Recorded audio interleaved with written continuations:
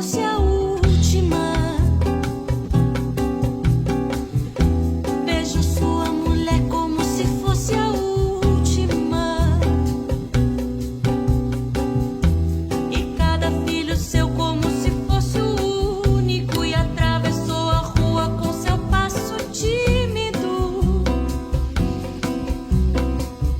Subiu a construção como se fosse máquina. Ergueu no patamar 4 paredes sólidas. Tijolo com tijolo num desenho mágico. Seus olhos embotados de cimento e lágrima. Sentou pra descansar como se fosse sábado. Comeu feijão com arroz como se fosse um príncipe. Bebeu e soluçou como se fosse náufrago. Dançou e gargalhou como se ouvisse música. E tropeçou no céu como se fosse um bêbado. E flutuou no ar como se fosse um pássaro. E se acabou no chão feito um pacote flácido. Agonizou no meio do passeio público. Morreu na contramão atrapalhando o tráfego.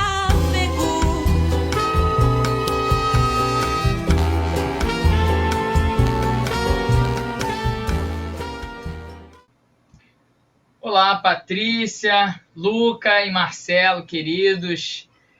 Olá para todos que estão chegando aqui nesses nossos ensaios para a profecia, né? Que estão acompanhando, participando. Sejam todos e todas bem-vindos, né? Esse é o nosso terceiro ensaio da profecia no módulo 3, que nós estamos fazendo os desafios de exercer a profecia no nosso ambiente de trabalho, né? E essa canção que a gente acabou de ouvir na abertura, ela trata de uma forma muito lúdica, muito poética, né? Mas com força profética esse nosso desejo para a profecia de hoje, né? Nesse terceiro módulo, nos ensaios que nós estamos propondo, né, nós vamos aprofundar um pouquinho o agir profético nos mais diversos ambientes das nossas vidas, né? Nos primeiros ensaios, né, a gente se referiu como exercer a profecia na sociedade.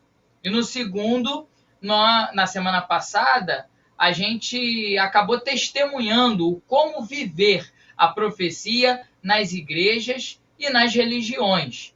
E agora, dessa vez, a gente vai refletir um pouco mais, aprofundar, né, o exercer a profecia no nosso ambiente de trabalho. E o que ainda é mais urgente numa sociedade capitalista, né, dentro de uma política neoliberal muito agressiva, né, que trata o dinheiro acima da vida, né, e dos ecossistemas, né? Então, essa relação de trabalho ela é pautada somente visando o lucro, né? Então, a gente tem que ver o quanto de suor e o quanto de sangue de trabalhadores, trabalhadoras e do grande ecossistema, da nossa casa comum, da nossa mãe terra, o quanto que isso está a serviço do lucro, né, de algumas poucas pessoas ou empresas ou grupos, né, oligarquias. Mas então eu queria passar a palavra para o Luca, para ele também nos fazer a sua fala. Luca, Olá, querido. Reinaldo. Olá, Reinaldo. Querida Patrícia, Marcelo, queridas e queridos que nos acompanham nesse terceiro ensaio para a profecia hoje. Então, sejam todas bem-vindas, bem-vindos. Também quero acolher aí os que vão nos acompanhar, né, em outro momento, já que os nossos ensaios eles ficam aí disponíveis, gravados, para acesso na hora que você tiver disponibilidade, né? Então, quem está vendo agora, divulgue, passe para para outras pessoas, o link, né, para que eles possam também acessar e fazer parte dessa ciranda, né, que a gente tem se reunido, tem se encontrado, geralmente todas as quartas aqui, né, no canal Paz e Bem. Então, Reinaldo, é isso mesmo. Olha, todos nós experimentamos na pele que as relações trabalhistas no nosso país são marcadas por injustiça e exploração dos trabalhadores. E, como você disse muito bem, é mais do que urgente sermos profetas no ambiente de trabalho em que nós vivemos. Não podemos esquecer que as conquistas dos trabalhadores para que a legislação do trabalho e a justiça trabalhista brasileira garantisse os seus direitos é fruto da união de muitos trabalhadores, de muita gente, profetas e profetisas do nosso tempo. Eles e elas se organizaram em associações e sindicatos que exerceram e continuam a exercer a profecia nas empresas e até mesmo no cenário político do Brasil. Então, eu vou convidar aqui para também, né, saudar vocês e compartilhar conosco, né, um pouco da sua experiência, né, a nossa querida Patrícia. Então, Patrícia, a palavra é com você. Olá, Luca, Reinaldo, Marcelo. Um grande abraço a todos os participantes desse terceiro ensaio para a profecia hoje, né? Como bem colocou Luca, como bem colocou Reinaldo, a luta pelo direito dos trabalhadores, né, no Brasil, no nosso país, ela é uma luta muito antiga, né? Ela tem uma história, ela tem uma raiz nos movimentos de libertação do povo negro, na luta contra a escravidão. Então, o Brasil, né, na sua história, é um país que tem essa herança escravocrata, né? Tem na sua raiz histórica a luta pelos direitos dos trabalhadores desde o processo da escravidão. Então, nesse caminho também, né, depois dos africanos, dos povos negros que foram trazidos para o Brasil para serem escravizados, vieram depois também os imigrantes que foram contratados, né, como assalariados. Mas a situação desde o processo de escravidão não era uma situação favorável, né? Então, o sistema continuava ainda um sistema escravocrata, né, que não priorizava, né, e não dava, né, os trabalhadores tinham os seus direitos garantidos.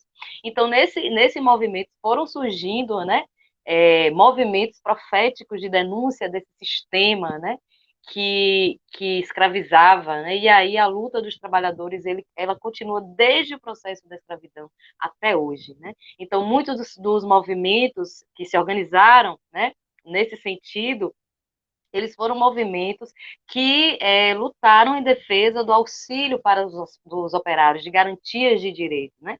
E foram essas ações dos profetas e profetisas, né? Foram homens e mulheres que lutaram pelos direitos dos trabalhadores, não só no ambiente do trabalho, mas também nos quilombos, né? Que foram os primeiros lugares de defesa e de garantia de direitos, né? Que deram origem também à união dos movimentos operários que se transformaram no movimento sindical do Brasil. Então, esse movimento ele tem uma raiz na própria luta histórica do povo brasileiro, sobretudo do povo negro. Então, é importante ter em mente essa história de luta dos trabalhadores que não surge no presente, mas que ela surge em um passado que continua sendo uma luta que os trabalhadores continuam levando adiante, né?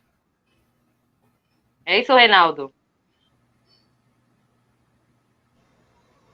Maravilha, é isso daí, Reinaldo. Patrícia.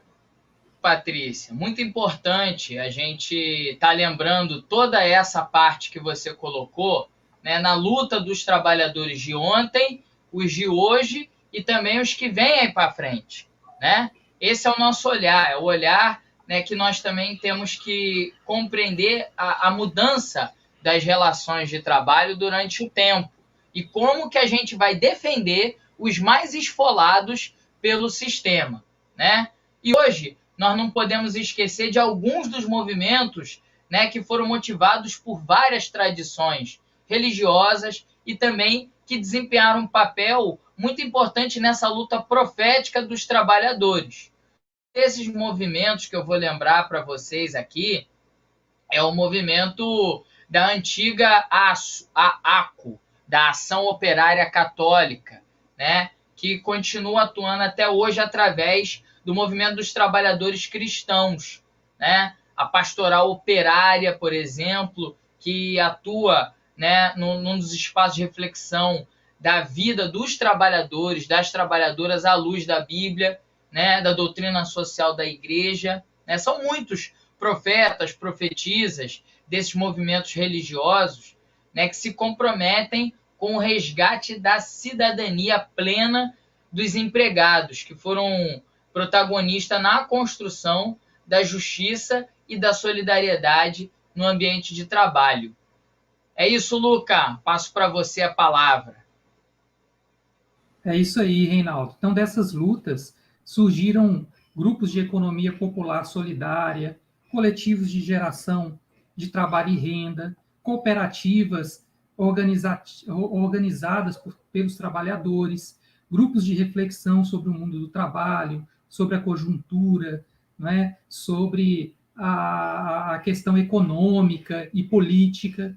Então, esses grupos eles contribuem bastante para a formação e organização e também para a mobilização dos trabalhadores e trabalhadoras pela defesa e garantia desses seus direitos.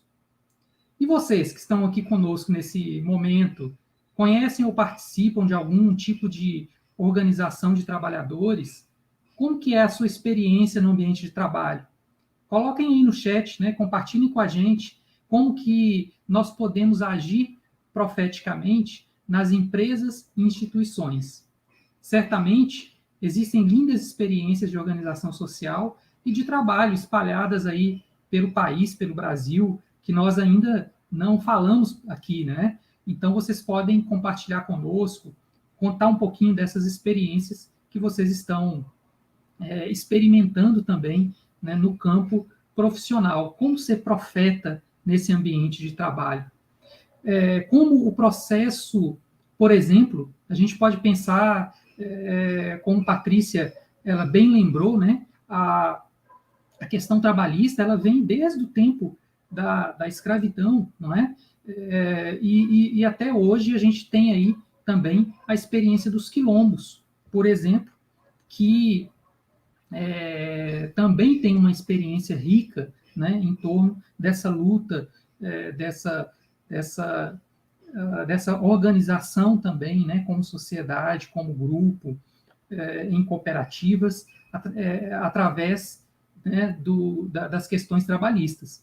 Então, eu gostaria de pedir também a Patrícia, né, que ela pudesse compartilhar com a gente um pouquinho mais sobre como que hoje, né, esses quilombolas estão se organizando e como que está a questão da luta pela justiça no trabalho na organização dos quilombos hoje. Patrícia. O movimento quilombola hoje, mas os quilombos, desde o processo de escravidão, né, muito mais do que lutar por direitos trabalhistas ou lutar por uma vida digna, lutava-se contra o processo da escravidão, né, onde o povo negro, né, mulheres, homens, crianças, não eram tratados como gente, né, eram tratados como propriedade. Então, é importante que a gente lembre, né, que a luta ela vai muito além de questões trabalhistas, ela vai no sentido de uma luta por dignidade. Então, desde o quilombo, né, desde Zumbi dos Palmares, desde os primeiros quilombos, né, no Brasil, que eram lugares, né, de luta e de defesa contra o processo da escravidão. Então, os quilombos eram lugares onde o povo negro se organizava e se reunia para fugir de um processo que estava escravizando, né? Para fugir do seu senhor, para fugir de ser tratado como propriedade, né? Como coisa, né? E aí os quilombos eram esse lugar de fuga para que a partir dali, né, o povo negro pudesse pensar novas formas de organização social e pudesse também naquele espaço realizar os seus ritos, pudesse naquele espaço ser gente, né? Ser sujeito, ser sujeita de direito, ser pessoa humana, porque o povo negro não era tratado como pessoa, e sim como uma propriedade, né? Fazia parte também daquele sistema, do sistema escravocrata da época, da economia. O escravo era uma propriedade, né? Não era tratado como pessoa, né? O povo negro escravizado. Então, o quilombo era esse lugar de fuga, era esse lugar de refúgio, né? Então, o quilombo, né? Ele é um exemplo, né, ancestral de luta do povo negro que nos inspira até hoje, né? E aí nós temos hoje o movimento quilombola, que são as comunidades chamadas remanescentes de quilombo, né, que hoje reivindicam a sua ancestralidade negra devido à sua organização social, devido às suas tradições, né, que são realizadas no seu espaço, né? E aí nós temos comunidades quilombolas, às vezes, que estão situadas na cidade, e nós temos comunidades quilombolas também na zona rural. Então, o movimento hoje quilombola, né, que tem uma herança ancestral da luta do povo negro nos grandes quilombos e também nos pequenos quilombos, é um movimento que luta em defesa da justiça, que luta para ser tratado ainda como um povo digno de ser tratado como gente. Então, a luta, ainda hoje, é uma luta também contra o racismo, né? É uma luta contra o preconceito e também que culmina nessa luta por justiça social, nessa luta por direitos trabalhistas. Então, só ressaltando que a luta ainda hoje do povo negro, do movimento quilombola, é uma luta contra o racismo, porque o racismo afeta todas as camadas da sociedade, é estrutural no nosso país, né? Ele está aí em vários espaços da nossa sociedade, que afeta, né, mais diretamente, né, a vida do povo negro, também do povo indígena e também dos povos ciganos e de todos os povos aí que são marginalizados desse sistema, né, capitalista que oprime e que exclui e que marginaliza. E agora a gente vai, né, assistir a um vídeo do Valmir Assis, que é do Movimento dos Trabalhadores Cristãos. Ele gravou uma mensagem para a gente, compartilhando a sua experiência de como exercer a profecia no ambiente de trabalho. Olá, gente querida. Eu sou Valmir, Reinaldo, sou professor de Sociologia, mas também sou metroviário, trabalho no transporte público daqui de Recife. E fui chamado para responder uma pergunta bastante pesada, né? Como viver a profecia no ambiente de trabalho, ou seja, o espaço em que a gente provê o pão da nossa casa, o espaço que a gente batalha para conquistar o estudo da gente, o estudo dos nossos filhos, pão na mesa, enfim, como a gente vive isso, né? Eu penso que o ambiente de trabalho hoje é um dos ambientes mais difíceis hoje de viver a profecia. Por isso mesmo, paradoxalmente, é o ambiente mais propício a suscitar profetas. Porque tem uma realidade primeira que atinge aos profetas de hoje, da classe trabalhadora, que atinge os profetas do tempo bíblico, que é o medo. Principalmente com a precarização do trabalho, com essa reforma que acaba com os nossos direitos, essa última reforma que passou, a reforma trabalhista, tudo isso deixou a gente mais vulnerável a perder o emprego, a ir para um posto de trabalho com salário menor. Vencer esse medo, vencer essas ameaças constantes, é um desafio, mas é importantíssimo para que a profecia surja. E muita gente boa já nos precedeu nisso. Então, vencer isso. Vencendo isso, a gente vai percebendo uma coisa que os profetas do tempo bíblico tinham. Eles sentiam a dor da sua comunidade, do seu povo, de quem estava em volta. Por isso, denunciavam. Essa dor, essa solidariedade, ela deve persistir com a gente hoje. Ela apenas mudou o nome no ambiente de trabalho, mas ela existe. O nome que a gente chama hoje, essa solidariedade, se chama consciência de classe. A primeira coisa para a gente exercer a profecia no nosso trabalho é ter consciência de classe, é saber aonde nós estamos, quem está com a gente e com quem a gente tem que se unir para que a justiça reine, para que a gente tenha condição melhor de viver, de educar os nossos filhos, de promover a formação para a gente, de promover lazer e estudo para nós e para a nossa família. Então, a consciência de classe que os profetas tiveram no tempo bíblico, a gente chama de solidariedade, de luta pelo reino, aqui a gente chama de consciência de classe. É extremamente difícil, a gente sabe que o medo de perder o emprego, o assédio moral, as situações de racismo, assédio sexual, a divisão sexual do trabalho, que renega mulheres a salários menores, às vezes exercendo a mesma função, tudo isso existe e é desafio para a gente. Mas a gente vai ter que pensar nisso, profeticamente. E a gente exerce isso primeiro se solidarizando.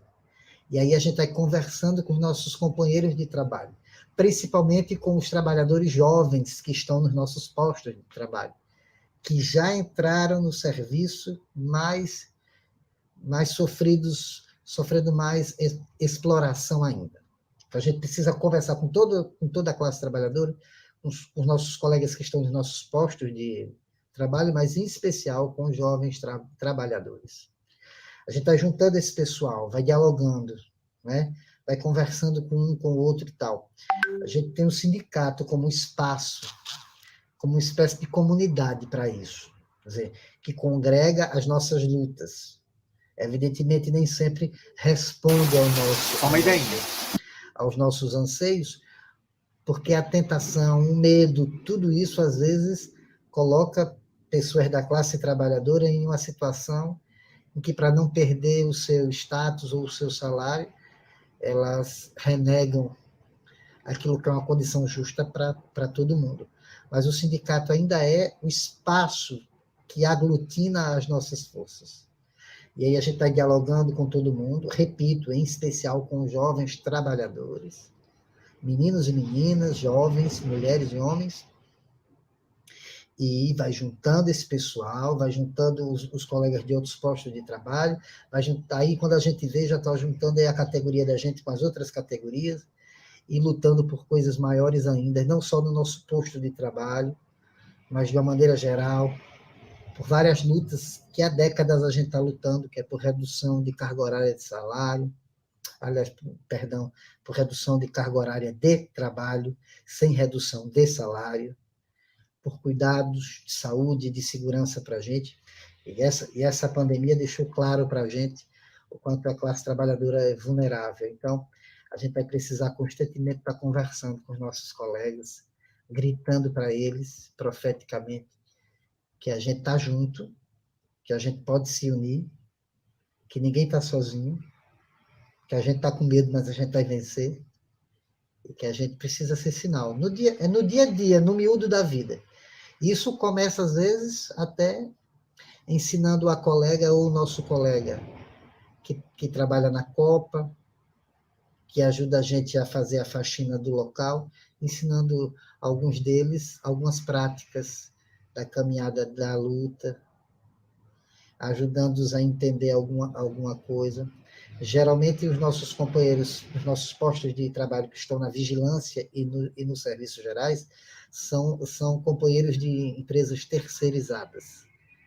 É bom a gente estar perto deles, que são os mais vulneráveis ainda, dialogando com eles, trazendo para a consciência de classe. E lutando o tempo todo com eles para vencer o medo. Como um pregão que a gente cantava aqui nas romarias do Nordeste. Quem é fraco, Deus dá força. Quem tem medo, sofre mais.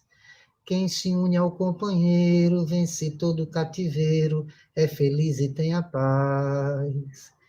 Quem se une ao companheiro, vence todo cativeiro, é feliz e tem a paz.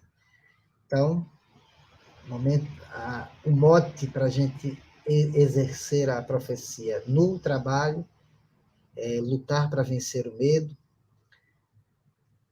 renovar a solidariedade e aglutinar mais gente. Que aí, a partir daí, aí a luta segue, aí a profecia ela se transforma em antessala do reino. A portinha do reino fica bem perto da gente. Tá bom? Saúde a todo mundo. Essa partilha do Valmir, ela me faz refletir bastante, né? Quando ele coloca, né, a questão da reforma trabalhista, é preciso que a gente diga claramente, quando os donos do dinheiro decidiram dar um golpe de Estado em vários países da América Latina, não só o Brasil, porque esse movimento ele não acontece de forma isolada, ele acontece em toda a América Latina. Mas eu vou falar do Brasil. Depois do golpe de Estado, o que o presidente aprova? O presidente que substitui, o que ele aprova? Um projeto chamado Ponte para o Futuro, que era exatamente a reforma trabalhista e outras reformas que esfolavam o trabalhador brasileiro. Essas reformas, elas trataram, né, de diminuir a proteção do trabalhador para que ele pudesse ser explorado de uma forma mais tranquila para os donos do dinheiro e que eles não fossem responsabilizados pela justiça depois.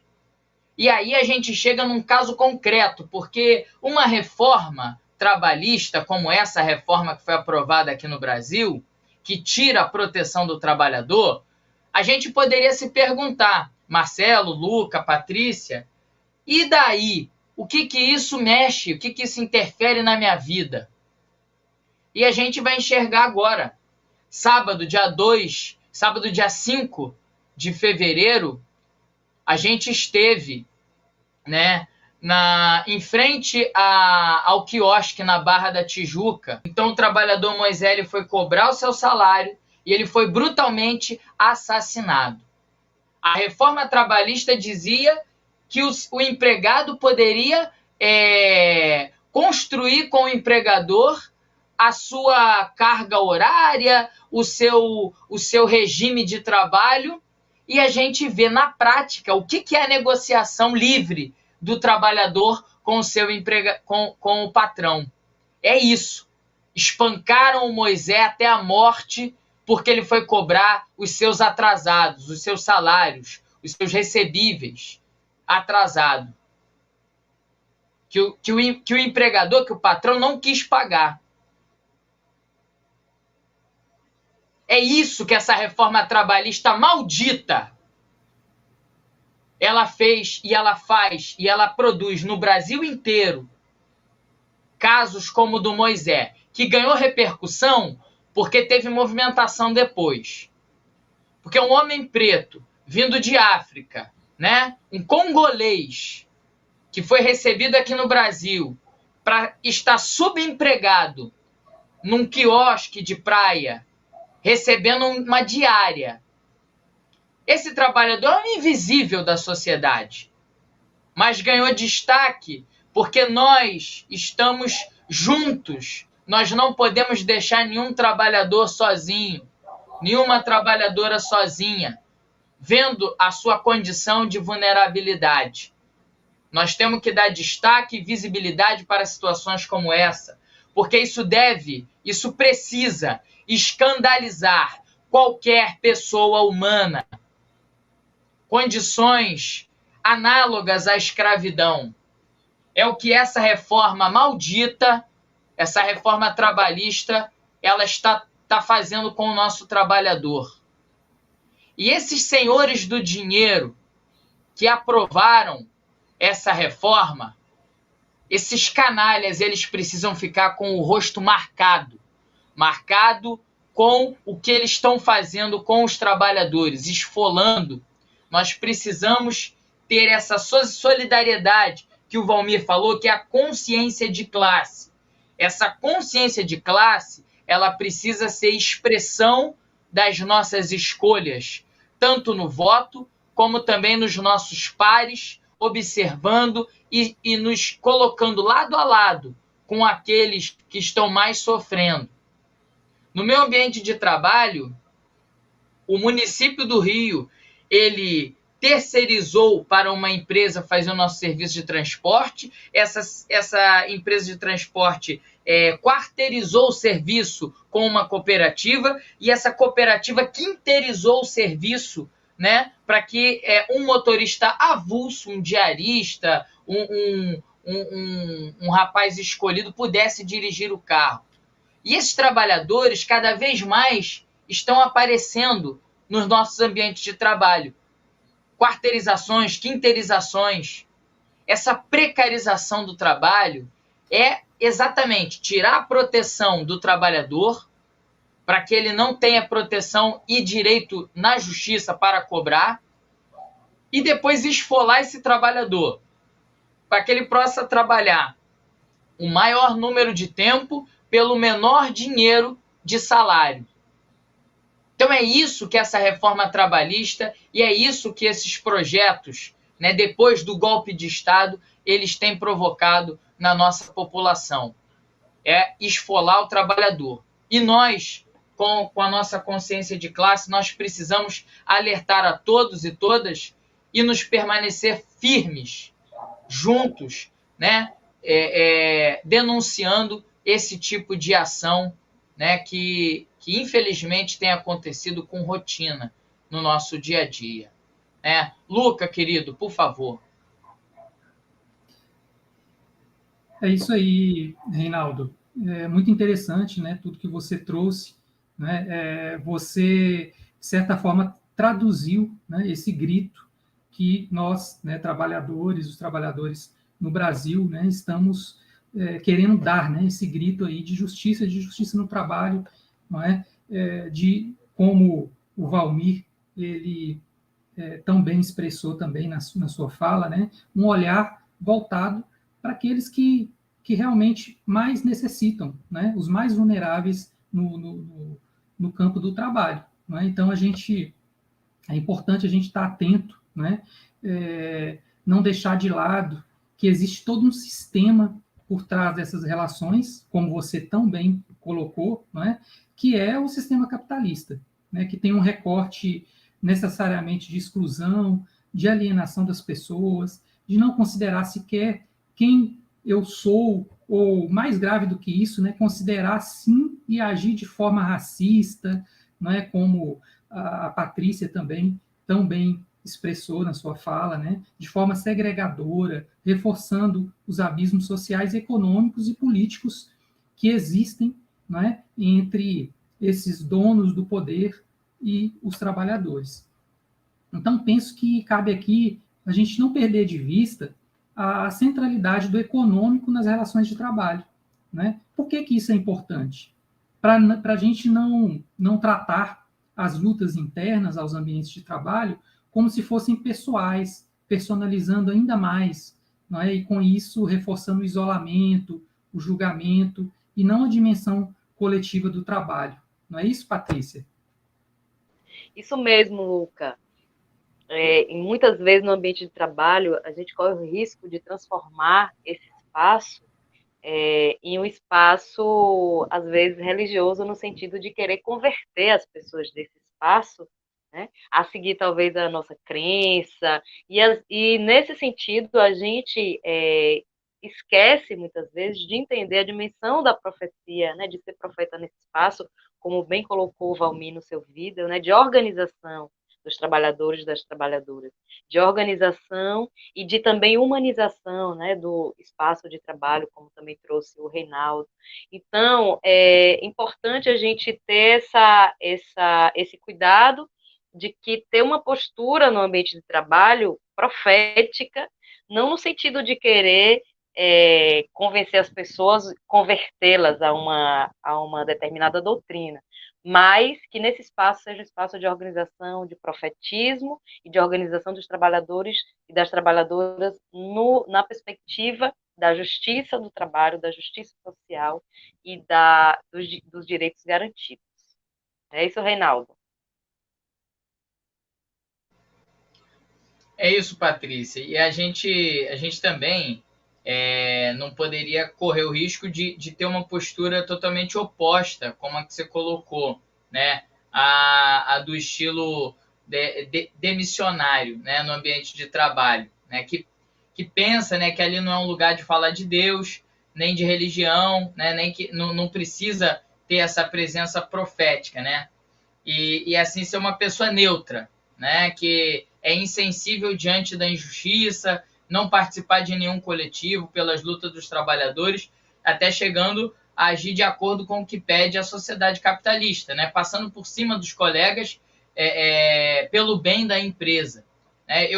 Marx falava que a religião é o ópio do povo, mas eu coloco nesse contexto aqui que ele dizia que a religião é o ópio do povo porque a realidade do trabalhador, ela, no tempo de Marx e hoje também, a realidade do trabalhador é muito dura. Então, a religião ser o ópio do povo é nesse contexto de que só o divino para nos libertar dessa realidade tão cruel e opressiva que nós vivemos, né? Então, falar de religião, né, falar de Deus no nosso ambiente de trabalho, nesse sentido, não é um entorpecente para que a pessoa se sinta neutra ou sem sentir a realidade, né? Mas como que num processo de libertação, para que ela saia dessa opressão que é a realidade que nós vivemos, né? É como a gente fala hoje em dia, né? Que às vezes a realidade ela é tão dura, cruel e de tal forma que a gente não consegue escapar dela, que a gente precisa de algum tipo de processo de libertação, né? Enfim, mas é nesse sentido. E você, Luca, como você vê essas questões?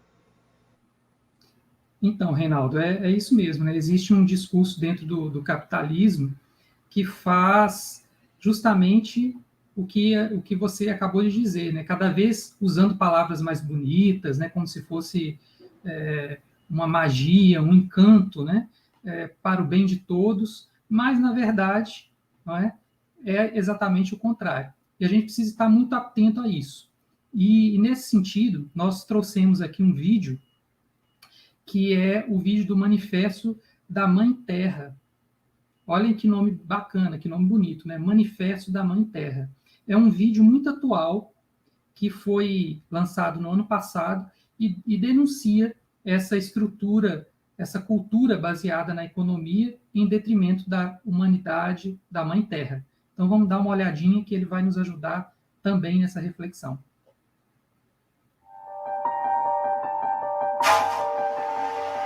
Dia Internacional da Mãe Terra.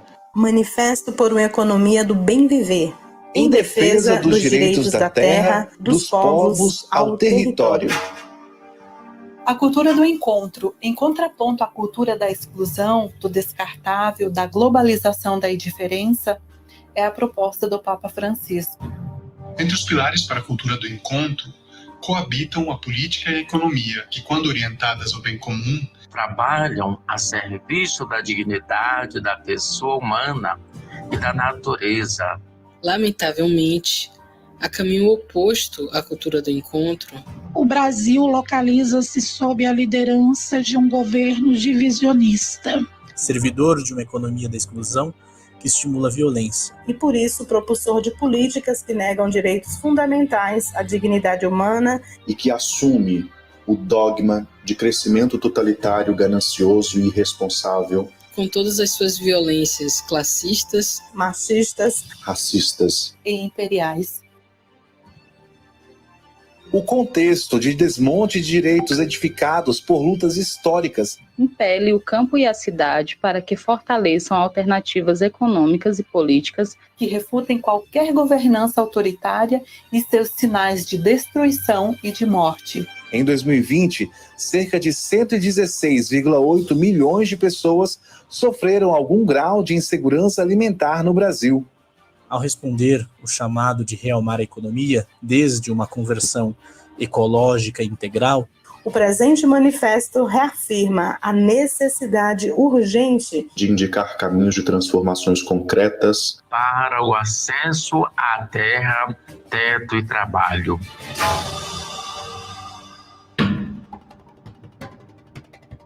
Trabalhamos por uma economia do bem viver, que contribua com a campanha de desinvestimento em mineração.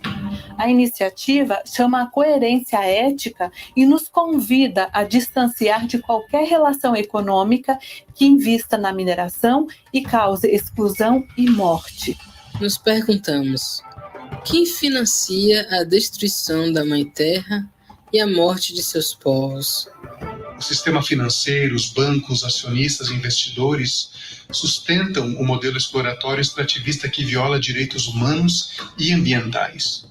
Cientes disso e ouvindo os clamores das comunidades afetadas, chamamos ao desinvestimento em mineração. É necessário pôr limite àqueles que detêm maiores recursos e poder financeiro. Orienta o Papa Francisco, na Laudato Si, no número 129. Com ele, reafirmamos nosso compromisso e mobilização para o reconhecimento e formação de mecanismos que garantam a proteção do direito à terra, ao território dos povos originários, comunidades tradicionais e famílias camponesas. Convidamos a todos e a todas a se manifestarem nesse mutirão pela vida, por terra, território e economia. Formamos um chamado em favor dos direitos da terra, das águas, da floresta, dos povos e na defesa da Amazônia e sua biodiversidade. Somos mulheres e homens que trabalham pela agricultura familiar e saberes ancestrais. Respeito à autonomia das populações originárias e tradicionais, inclusive suas lutas em defesa de seus territórios. Brasil, 22 de abril de 2021. Leia na íntegra o manifesto em ssb.org.br. Muito interessante, né, gente? Muito interessante, muito necessário esse pequeno vídeo, né? Um dos pontos que chama a atenção nesse vídeo é justamente a doutrina social do Papa Francisco, que sempre nos alerta para o cuidado com a casa comum, né? Considerando o que ele chama de 3 T's, né? Terra, teto e trabalho. Então, a questão do trabalho é uma das 3 grandes questões urgentes da humanidade. Que nenhuma pessoa fique sem trabalho. Que nenhuma pessoa fique sem trabalho. O que é que você acha? Mas foi muito bom, né, você ter lembrado, Patrícia, né, a partir do vídeo, a doutrina social da Igreja, não é? A doutrina social que, na verdade, é da Igreja, e o Papa Francisco, né, ele está reforçando, está trazendo com essa centralidade, né, de colocar os pobres no centro da discussão, né, de defender a justa distribuição dos frutos da terra e do trabalho humano como um dever moral da humanidade, né? Então, é muito interessante, né, a gente perceber também o papel que o Papa Francisco tem feito de estimular, não é, para que a gente possa ter novas relações, né, uma relação diferenciada com a nossa querida Mãe Terra. E para a gente aprofundar um pouco mais, né, sobre esse tema, né, lembrando ali os 3, o Papa ele fala, né, dos 3 T's, não é? A luta pelo direito à terra, ao teto e ao trabalho, não é? Então, são 3 dimensões aí, e dentro delas a gente tem o trabalho como uma das questões centrais que a Igreja hoje, né, e não só a Igreja, mas todos nós, né, toda a humanidade está preocupada, está refletindo, né, aprofundando. E para a gente aprofundar um pouco mais isso, eu gostaria de convidar, né, o irmão Marcelo, que está aqui conosco, né, desde o início aí, atento, né, Marcelo? E agora a gente gostaria de ouvir um pouquinho a sua palavra, né, para que nos ajude a aprofundar o conteúdo dessas partilhas, desse vídeo que nós vimos aí dentro dessa temática do profetismo no mundo do trabalho. Então, seja bem-vindo, Marcelo. Muito obrigado, Luca. Boa noite, boa tarde, bom dia. Patrícia, Reinaldo, Luca, o Helder, nós todos que estamos aí na roda de conversa. Eu acredito que já ficou muito claro que existem dois tipos de caminhos religiosos. Um caminho religioso que é separado da vida, que é isolado de toda essa problemática que nós enfrentamos aqui. E aí é muito duro quando a gente nota que as pessoas, os grupos, os setores que mais sustentam essa economia perversa são setores religiosos. Que esse vídeo da Terra denunciou como um atentado à Mãe Terra a mineração. E quando esse vídeo foi feito, industriais da mineração estavam querendo fazer um retiro espiritual no Vaticano, com um cardeal. Então, aí vocês veem que a injustiça, a iniquidade, usa uma capa religiosa. E hoje nós temos um desgoverno genocida apoiado por um grande setor religioso. Mas esse Deus que esse setor religioso adora é um ídolo, é um demônio. O Deus da profecia, que é bíblica, mas pode ser budista, pode ser islâmica, muçulmana, pode ser do candomblé, pode ser de todas e qualquer caminho espiritual. Esse Deus da profecia, sabe como é que ele se chama? Justiça. Na Bíblia, Jeremias 23, o nome de Deus é justiça. Então, onde não há justiça, onde não há o que o Valmir chamou consciência de classe, luta contra o medo, e esse esforço de unir a classe trabalhadora, onde não há isso, não há projeto divino. E a profecia não é falar de Deus.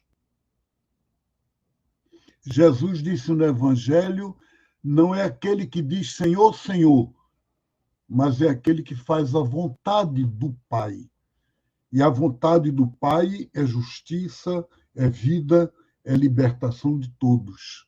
Então, nesse sentido, é muito fundamental essa profecia no ambiente de trabalho. E tem duas dimensões. Antes dos grandes caminhos espirituais, o trabalho era uma coisa em si desqualificada.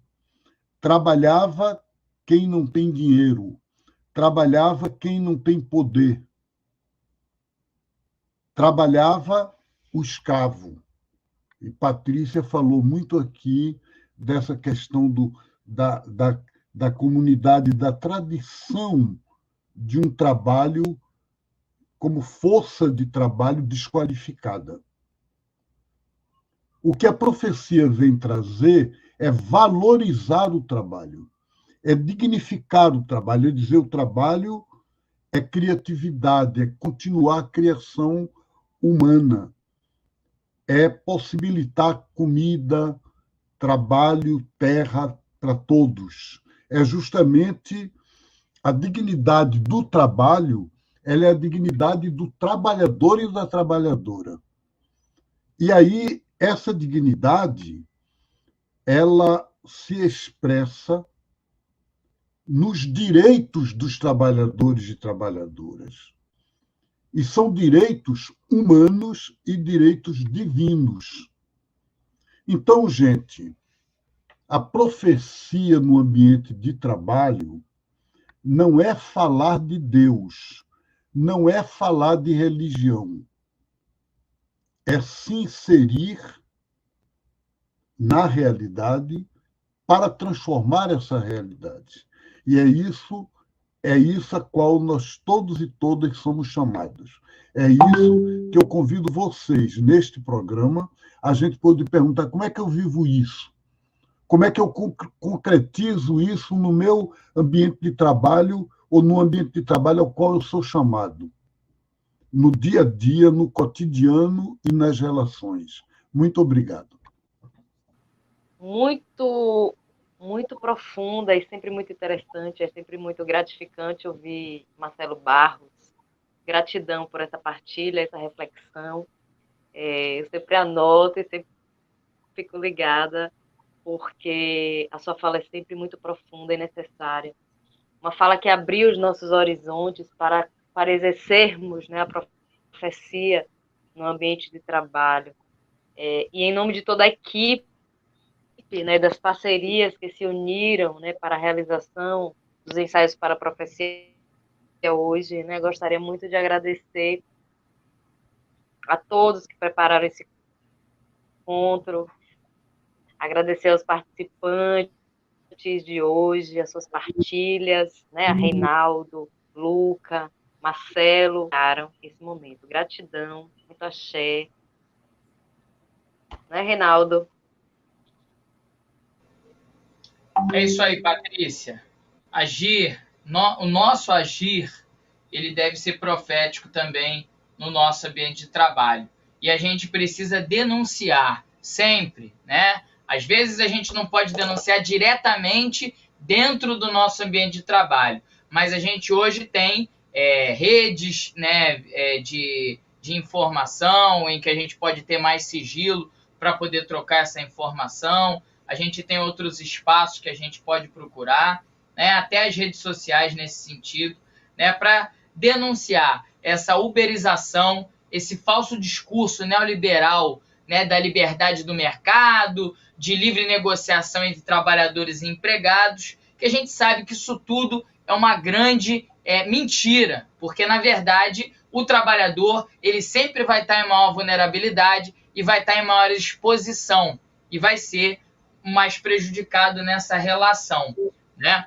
E no Brasil, o desmonte das conquistas de décadas e décadas, né, da legislação de seguridade do trabalhador, né? Isso é um legado que a gente não poderia ter deixado, né, perder com tanta facilidade. A gente precisa fazer resistência para poder retomar isso, né? Mas o ensaio de hoje ele é para a gente repensar isso tudo, para a gente poder fazer uma revisão de vida, uma revisão de prática nesse sentido, do nosso agir, para a gente, cada vez mais, no nosso ambiente de trabalho, aquele cochicho lado a lado, criando maior consciência de classe, esse sim é a grande profecia para os nossos dias de hoje no nosso mundo do trabalho. É a gente pegar os nossos pares e trabalhar essa consciência de classe, né? O que o Valmir pôde sintetizar de uma forma muito potente. A consciência de classe é o que faz, da noite para o dia, o movimento dos trabalhadores aumentar, ampliar e as centrais sindicais ficarem lotadas com trabalhadores querendo mudar a realidade. É isso.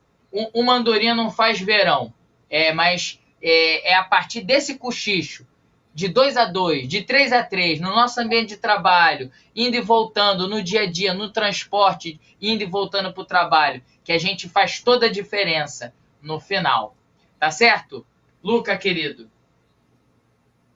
Então, minha gente, muito obrigado, né? Realmente foram partilhas muito ricas que enriqueceram bastante, né, essa nossa reflexão aí sobre a profecia no ambiente de trabalho. Né? Eu quero agradecer também a todos, a todas que participaram aí com suas colaborações aí no chat, não é? As pessoas que acessaram esse ensaio em outro momento, né? Também nos acompanharam. Então, vamos nos lembrar também, né, gente, de se inscrever para receber o certificado de participação, né? Vocês têm aí o link para poder fazer a inscrição. E também, na próxima semana, né, nós vamos nos encontrar para o 4º ensaio desse módulo 3 dos ensaios para a profecia hoje, para conversarmos sobre uma dimensão muito importante da profecia, uma outra dimensão também que é fundamental, como exercer a profecia na família e com os amigos. Então, até a próxima semana, paz e bem para todos e todas.